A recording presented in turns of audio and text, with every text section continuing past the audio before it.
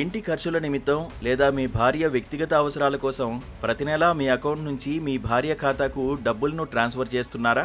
ఆమె ఆ డబ్బులను ఎందుకు వాడుతుందో గమనిస్తున్నారా? జాగ్రత్త పడకపోతే మీకు ఇన్కమ్ ట్యాక్స్ విభాగం నుంచి పన్ను నోటీసు వచ్చే అవకాశం ఉంది.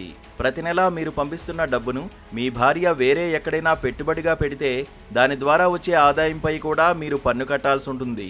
దీనినే క్లబ్బింగ్ రూల్స్ అంటారు. ఈ క్లబ్బింగ్ రూల్స్ గురించిన పూర్తి వివరాలు తెలుసుకుందాం. ఆదాయపు పన్ను చట్టంలోని క్లబ్బింగ్ నిబంధనల ప్రకారం ఒక వ్యక్తి తన భార్యకు లేదా ఇతర కుటుంబ సభ్యులకు డబ్బు బదిలీ చేసి ఆ డబ్బుతో వారు పెట్టుబడులు పెడితే ఆ పెట్టుబడుల నుండి వచ్చే ఆదాయాన్ని డబ్బు బదిలీ చేసిన వ్యక్తి ఆదాయంగా పరిగణిస్తారు. దీన్నే క్లబ్బింగ్ అంటారు.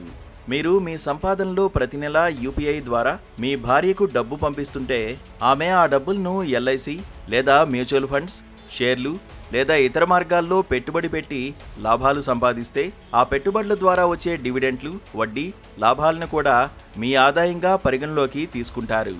ఆ ఆదాయంపై కూడా పన్ను వేస్తారు.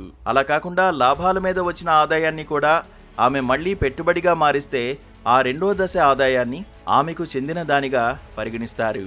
అప్పుడు ఆమె పన్ను కట్టాల్సి ఉంటుంది.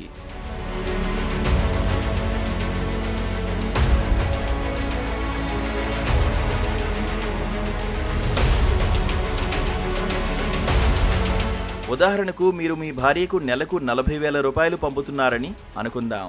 ఆమె ఆ డబ్బుతో మ్యూచువల్ ఫండ్స్లో పెట్టుబడి పెట్టింది. 1 సంవత్సరం తర్వాత ఆ పెట్టుబడిపై 8,000 రూపాయల లాభం వచ్చింది. ఈ 8,000 రూపాయలను కూడా మీ ఆదాయంతో కలుపుతారు.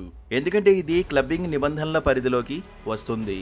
ఒకవేళ మీ భార్య ఆ 8,000ను మళ్లీ పెట్టుబడి పెడితే తర్వాత సంవత్సరం ఆ పెట్టుబడిపై వచ్చే లాభం ఆమె ఆదాయంగా పరిగణిస్తారు. కాబట్టి ప్రతి నెలా మీరు ట్రాన్స్ఫర్ చేస్తున్న డబ్బును మీ భార్య ఎలా వినియోగిస్తుందో తెలుసుకోవడం తప్పనిసరి. ఆమె చేసే పెట్టుబడుల గురించి కూడా మీకు తప్పనిసరిగా అవగాహన ఉండాలి. మీ భార్యకు 20,000 రూపాయలకు మించి యూపీఐ ద్వారా ట్రాన్స్ఫర్ చేయకపోవడం మంచిది. అలాగే ఒకవేళ 20,000 రూపాయలకు మించి ట్రాన్స్ఫర్ చేయదలుచుకుంటే ఆర్టీజీఎస్, నెఫ్ట్ లేదా చెక్కుల వంటి ఇతర మార్గాల ద్వారా చేయడం మంచిది.